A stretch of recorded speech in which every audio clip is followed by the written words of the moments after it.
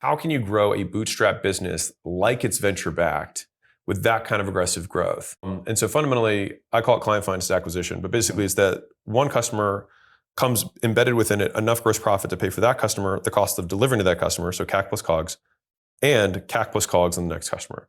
If you can accomplish that, then, and within a 30-day cycle, then almost all businesses have interest-free cash available to them on a 30-day timeline, which is why I pick 30 days.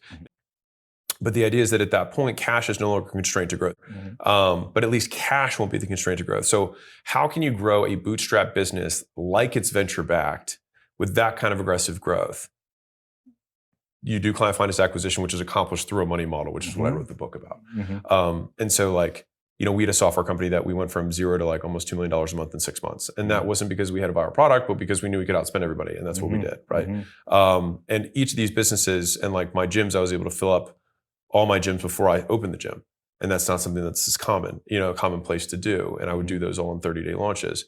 And so that idea of, well, if we can just get the customers to pay for the next customer, then I just need to make that first sale. And then after that, I can spin the wheel as fast as my operational capacity can handle. It's a flywheel. Yeah. And then at that point, the only thing that's going to happen is, CAC's going to potentially go up. But if you have tremendous LTV, then you're pretty much good to go still, even in that shorter timeline. What kind of businesses have you seen built with this model? Like, give me a story of someone that applied the recipe and was able to grow a business. 2 kids wanted to start an agency for float tanks, which is just like a random niche to be in. And they read my Gym Launch book where I talk about this concept, not as elegantly as I do in this book, but I was like, hey, we run these 6-week challenges by doing that.